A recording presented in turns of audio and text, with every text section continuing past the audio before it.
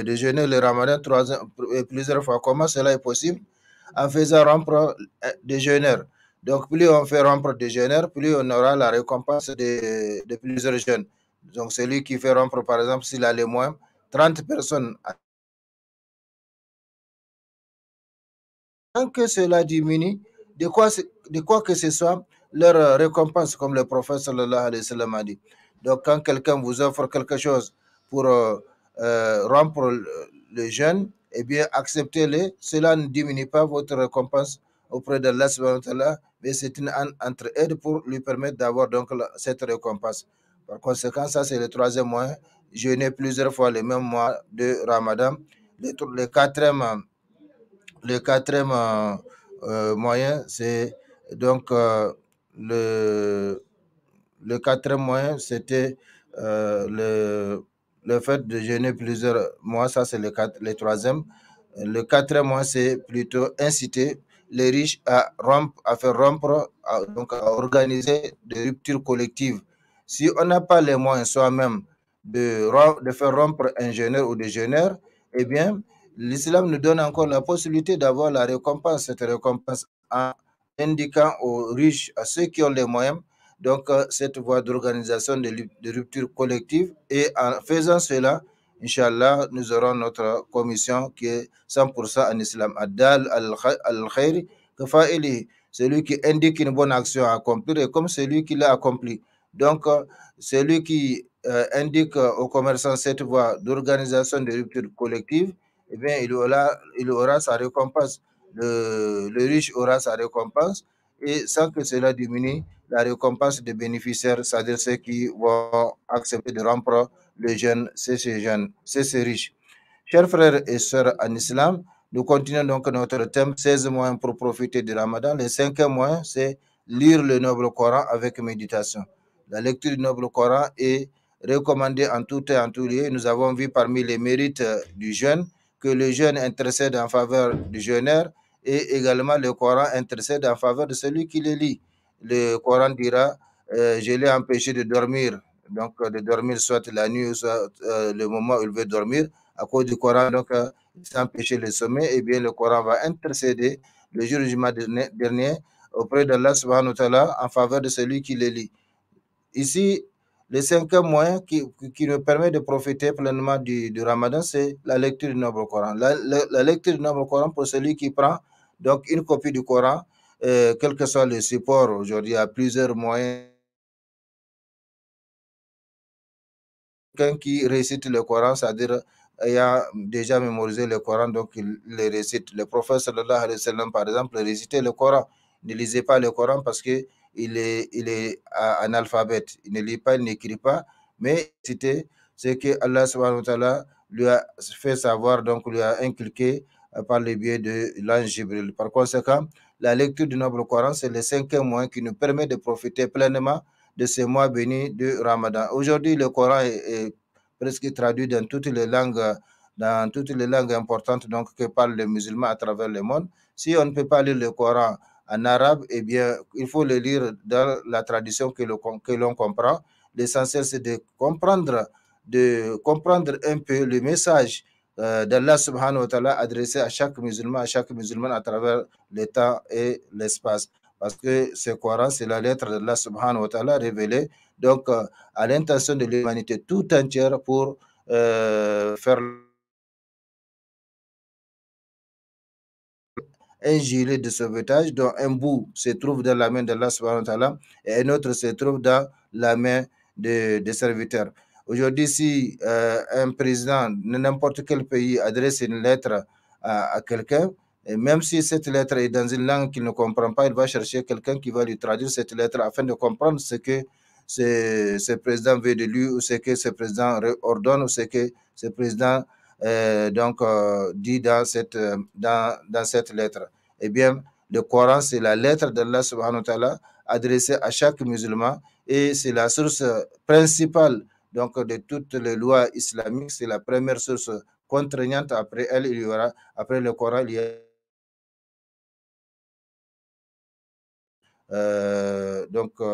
de l'explication pragmatique du Coran.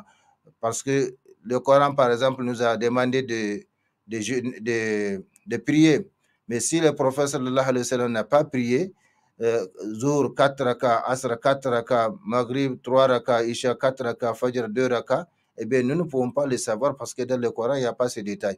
Donc, le prophète sallallahu alayhi wa sallam explique de façon pragmatique le contenu coranique, comme il est dit que lui, il fait, c'est comme le Coran, c'est comme un Coran vivant, donc, parce que tout ce qu'il fait est donc issu des ordres d'Allah subhanahu wa ta'ala. Par conséquent, chers frères et sœurs, le cinquième moyen qui nous permet de profiter pleinement de Ramadan, c'est le noble Coran, ou réciter le noble Coran, mais bien sûr avec méditation. C'est au cours de ces mois bénis de Ramadan qu'Allah fait descendre son noble livre en tant que guide pour ses serviteurs soumis et en tant que baume bienfaisant et guérissant pour les maladies du corps et du cœur.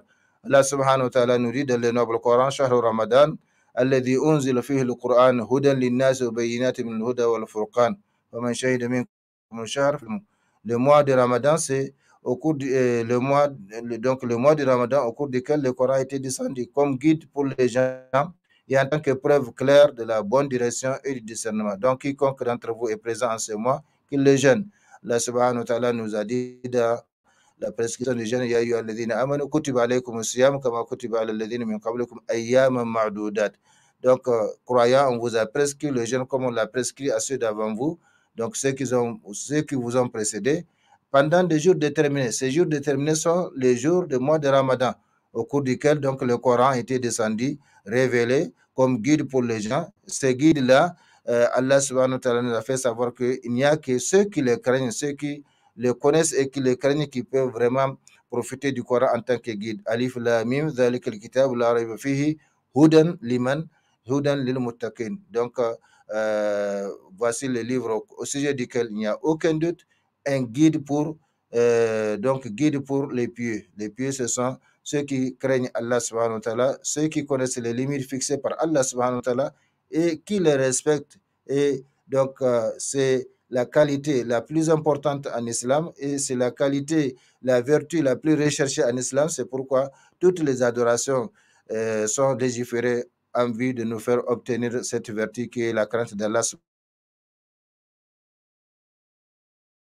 Allah subhanahu wa ta'ala dit kutiba alaykum siyam kama kutiba alal ladhina min qablikum la'allakum tattaqun ay likay tattaqu. Donc, le Coran ou la lecture du Coran ou la récitation du Coran, c'est un moyen parmi les moyens qui nous permet de maximiser donc, nos bonnes œuvres pendant ce mois de Ramadan, de recharger notre batterie spirituelle et surtout de renforcer notre compte, notre compte auprès d'Allah subhanahu wa ta'ala, parce que chacun de nous a un compte. Ce compte-là peut être fort ou faible en fonction bien sûr de ce que nous mettons dedans. La lecture du noble Coran est la meilleure œuvre qui rapporte plus de récompenses aux serviteurs en tout temps, en tout lieu. Comme le prophète sallallahu alayhi wa sallam a dit, chaque lettre, la lecture de chaque lettre nous rapporte 10 bonnes actions. 10 bonnes actions, comme le hadith va venir. Cependant, ces mérites est accentué et multiplié pendant le mois de Ramadan, qui est le mois par excellence de la révélation du noble Coran. Allah subhanahu wa ta'ala a dit à propos du mérite de la lecture du noble Coran, Inna alladhina yatluna kitab Allah wa aqamu salat wa anfaqu mimma razaqnahum sirran wa alaniya yarju tijaratan lan tabur liyawfiyahum ujurahum wa yazidahum min fadlih innahu ghafurun shakur. Ceux qui récitent le livre d'Allah accomplissent la salat et dépensent en secret et en public de ce que nous leur avons attribué, espèrent ainsi faire un commerce qui ne périra jamais. Un commerce dont le bénéfice sera éternel, un commerce qui nous permet d'avoir le succès éternel donc dans l'au-delà. Et ce commerce est composé, comme vous le voyez ici, de trois choses. Ceux qui récitent le livre d'Allah, donc la récitation du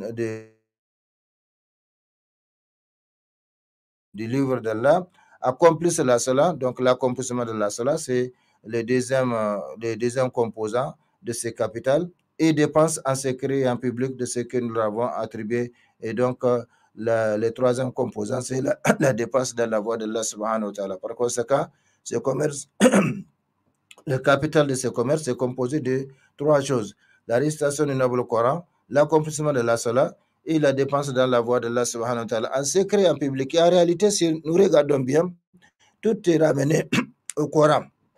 Tout est ramené au Coran dans la mesure où c'est à travers le Coran qu'on apprend à prier, on apprend l'obligation de la prière, et c'est à travers le Coran également qu'on apprend la dépense dans la voie d'Allah subhanahu wa ta'ala et ses différents mérites. Donc tout est ramené au Coran. Si on n'a pas lu le Coran, on ne peut pas comprendre l'importance de la salat. Si on a lu le Coran, on ne peut pas comprendre l'importance, la valeur et même peut-être l'obligation de dépenser de la voie de Allah subhanahu wa ta'ala, parce qu'il y a des dépenses qui sont obligatoires et des dépenses qui sont facultatives. Par exemple, la zakat pour celui qui remplit les conditions, c'est une obligation, comme la prière est une obligation, comme le hajj est une obligation, comme le jeûne du ramadan est une obligation pour celui qui remplit les conditions. Donc, si on réfléchit un peu, tout est ramené à la lecture du Coran, parce que c'est on peut apprendre l'obligation de la salat, ainsi de suite, et également la dépense de la voie d'Allah subhanahu wa ta'ala. Donc, quand on fait ces trois choses, la récitation du Coran, la prière, la dépense de la voie d'Allah subhanahu wa ta'ala, eh bien, on fait un commerce qui ne périra jamais, afin qu'Allah subhanahu wa ta'ala récompense pleinement donc les auteurs de ces actes-là, et il leur ajoute de sa grâce. Il est pardonneur et reconnaissant. Chers frères et sœurs en islam, nous allons prendre une pause avant de continuer notre émission, Inch'Allah.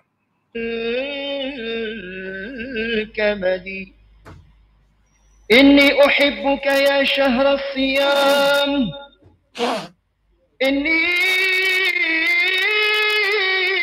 أحبك يا شهر الصيام بلا غش فأهلا وترحيبا بلا عدد ذا توبة Chers frères et sœurs en islam, chers auditeurs de la radio Wadata, la première radio digitale à Niamey, nous continuons notre émission à travers les thèmes 16 mois pour profiter du Ramadan, les 5e mois, donc la de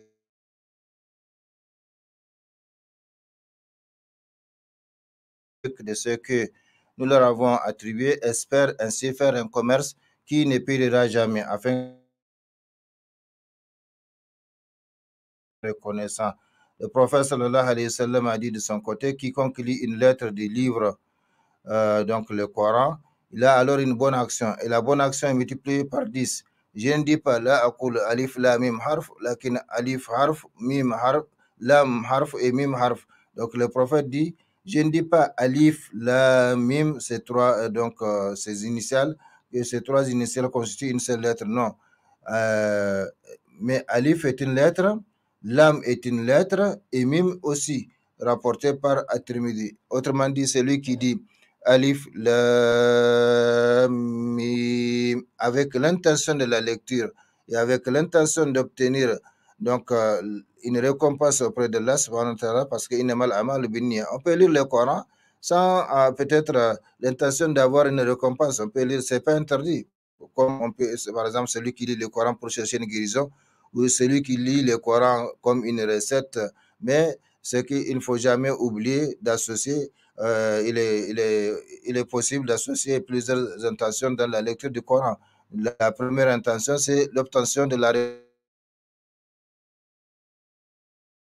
Par conséquent, celui qui dit alif la mim avec l'intention de la lecture et l'espoir d'avoir la récompense d'Allah subhanahu wa ta'ala, il a déjà 30 bonnes actions à son actif.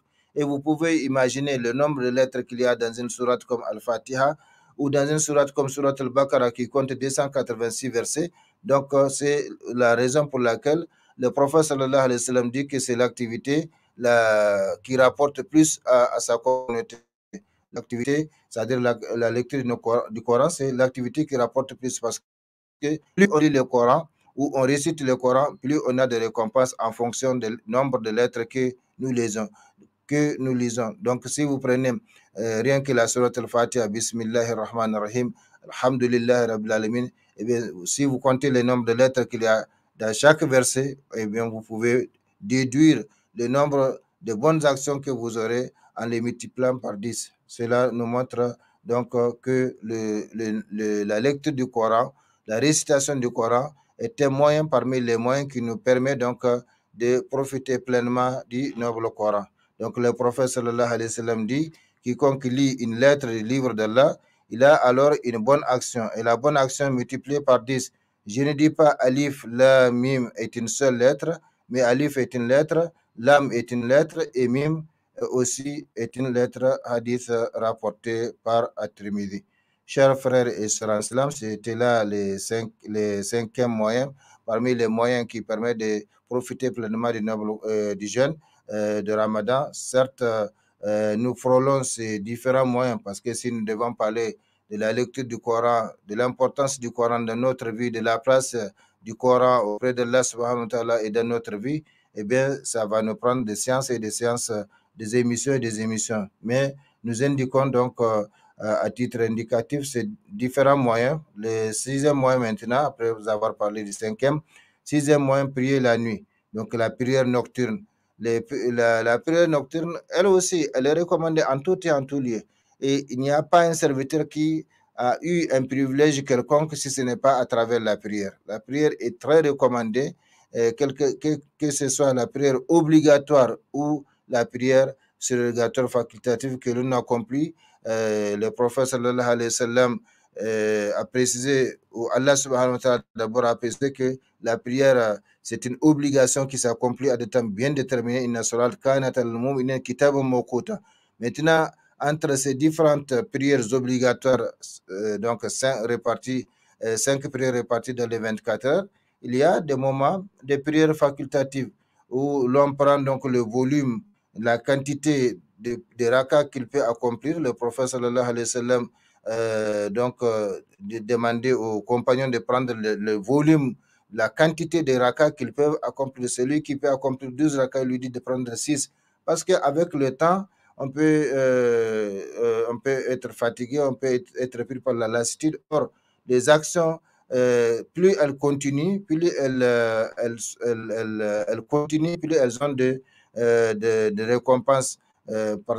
Par conséquent, il vaut mieux prendre une quantité qu'on peut accomplir de façon régulière que de prendre une quantité qu'on ne peut pas accomplir de façon continue. Par exemple, aujourd'hui, on prie 100 rakas, demain, on prie 50 rakas, après, on prie 20 rakas. Non, il faut prendre une quantité, donc un volume qu'on peut accomplir de façon régulière. 2 rakas, 4 rakas, 6 rakas, et puis on fait les 8.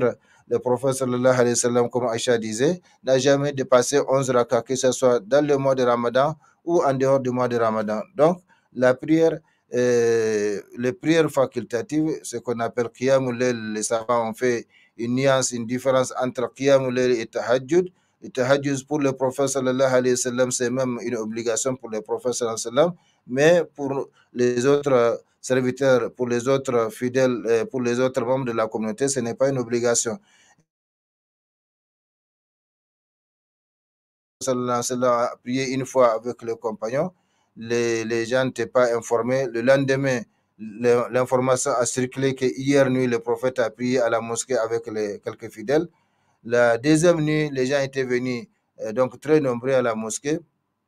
La troisième nuit, le prophète sallallahu alayhi wa sallam a refusé de sortir. Les gens étaient venus et ils se sont donc amassés dans la mosquée en attendant la sortie du prophète sallallahu alayhi wa sallam. Mais celui-ci a refusé de sortir. Et les gens faisaient du bruit avec leur voix pour faire savoir au prophète sallallahu alayhi wa sallam qu'ils sont là. Mais il a refusé de sortir jusqu'à la période du matin, jusqu'à la période du Fajr. Et quand il est sorti, il leur a dit, j'ai refusé de sortir de crainte que ça ne soit imposé comme une obligation pour vous et vous ne pourrez pas. Donc, comme on le voit aujourd'hui, même les 5 prières quotidiennes sont devenues un problème, un dilemme pour beaucoup de musulmans. Que dire si on impose encore d'autres prières nocturnes? Par conséquent, par miséricorde et compassion à l'égard de la communauté, le prophète sallallahu alayhi wa sallam a refusé de sortir. Longtemps après sa mort, eh bien, Omar ibn Khattab, à son temps, donc pendant son règne, en tant que commandant de croyants, le prophète sallallahu alayhi wa sallam, et il a trouvé les gens éparpillés. les gens éparpillés, chaque groupe faisant donc une activité quelconque, une adoration quelconque. Il y a des gens qui lisent le Coran, il y a des gens qui prient pour le dhikr, il y a des gens qui apprennent donc en cercle. Et donc les gens étaient éparpillés. Omar ibn Khattab les a réunis et a désigné un imam pour les diriger dans la période pour que ça soit donc unifié. Et c'est comme ça on a revivifié donc cette sunna du prophète sallallahu alayhi wa sallam, et c'est comme ça que c'est devenu, c'est resté donc une sunna pour les musulmans pendant le mois de Ramadan, qui était un mois particulier. Ce qui est permis de faire, ce qu'il est permis de faire pendant le mois de Ramadan, et en dehors du mois de Ramadan, on ne le fait pas. En dehors du mois de Ramadan, un imam ne va pas réunir les gens à la mosquée et 10 raka ou 20 raka. Non, ça c'est une des particularités donc relatives au mois de Ramadan. Par contre, parmi les moyens qui nous permettent de profiter pleinement du mois de Ramadan, il y a la prière nocturne. Les prières nocturnes facultatives pendant le mois de Ramadan sont très recommandées individuellement ou collectivement. Le prophète sallallahu alayhi wa sallam a dit: Man qama Ramadan imanan wa ihtisaban ghufira lahu ma taqaddama min dhanbihi, akhrajahu al-Bukhari wa Muslim.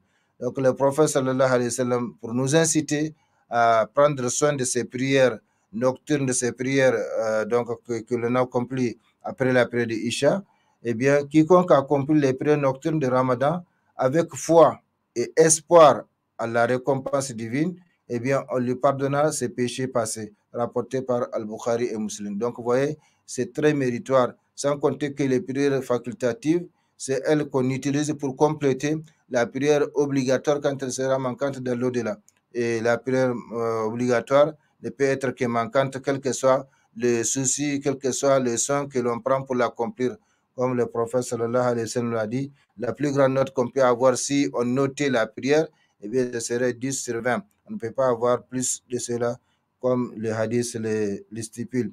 Il arrive que l'on finisse sa prière alors qu'on lui a prescrit que le 10e, le 9e, le 8e, le 7e, le 6e, le 5e, le quart, le tiers ou la moitié, le prophète s'est arrêté là. Cela veut dire que si la prière a été notée sur 20, eh bien la plus grande note qu'on peut avoir, c'est 10. Donc la prière obligatoire sera manquante et Allah demandera aux anges de regarder si le serviteur a des prières facultatives, des prières qu'il a accomplies de son gré, sans aucune imposition. Eh bien, on les prendra pour compléter sa prière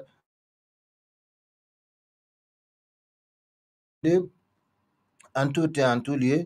Ici, le prophète sallallahu alayhi wa sallam nous incite donc à prendre soin de ces prières nocturnes qu'on appelle tarawih.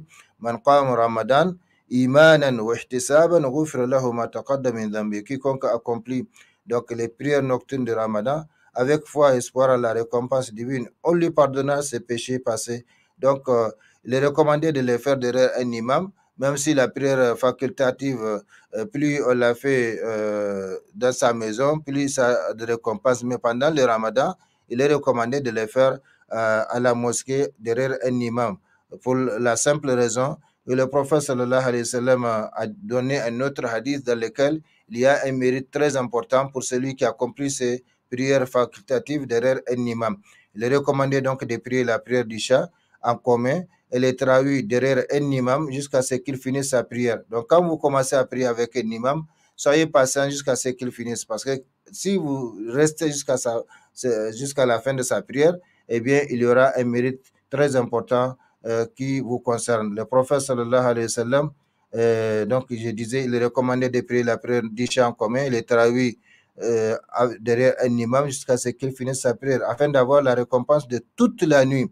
Comme le prophète sallallahu alayhi wa sallam l'a dit, Man qama ma imamihi hatta yansrifa kutiba lahu qiyamu layla, qiyamu laylatin. Donc, rawahu Ahmad. Quiconque prie avec son imam jusqu'à ce que ce dernier finisse, on lui inscrit la récompense des prières d'une nuit entière. Donc, c'est comme si la personne a passé toute la nuit à prier. Même s'il va dormir juste après la prière d'Isha et le tarawih, eh bien, il aura cette récompense décrite dans ce hadith du prophète sallallahu alayhi wa sallam, hadith rapporté par Ahmad.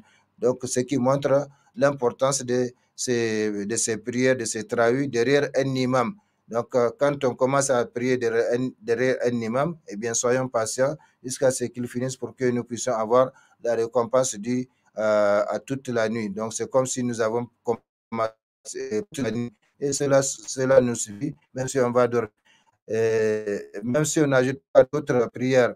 Mais celui qui prie derrière l'imam, eh bien, si l'imam fait le witr, lui, s'il compte continuer à prier la nuit, eh bien, il peut retarder son witr, c'est-à-dire il peut compléter chafer le witr de l'imam de la mosquée et retarder son witr à la maison, ou bien une nocturne. Qu'Allah subhanahu wa ta'ala nous fasse comprendre. Certes, il y a plusieurs façons de prier ces tarawih, et le nombre de rakats diffère d'un rite, c'est-à-dire d'un madhab à un autre et d'un lieu à un autre, mais en Ramadan ou en dehors du Ramadan. Chers frères et sœurs, le temps consacré à cette émission est terminé. Nous allons nous arrêter ici et continuer les thèmes au cours des émissions à venir. Allahumma rabbana taqabbal minna innaka anta samiul alim wa tub alayna innaka anta tawwabur rahim. اللهم اعز الاسلام والمسلمين في كل مكان ووفقنا دائما لما تحب وترضى من الاقوال والافعال والاحوال برحمتك يا ارحم الراحمين. اللهم صل وسلم وبارك وأنعم على عبدك ورسولك محمد وعلى آله وأصحابه أجمعين. سبحان ربك رب العزة ما يصفون وسلام على المرسلين والحمد لله رب العالمين. والسلام عليكم ورحمة الله تعالى وبركاته.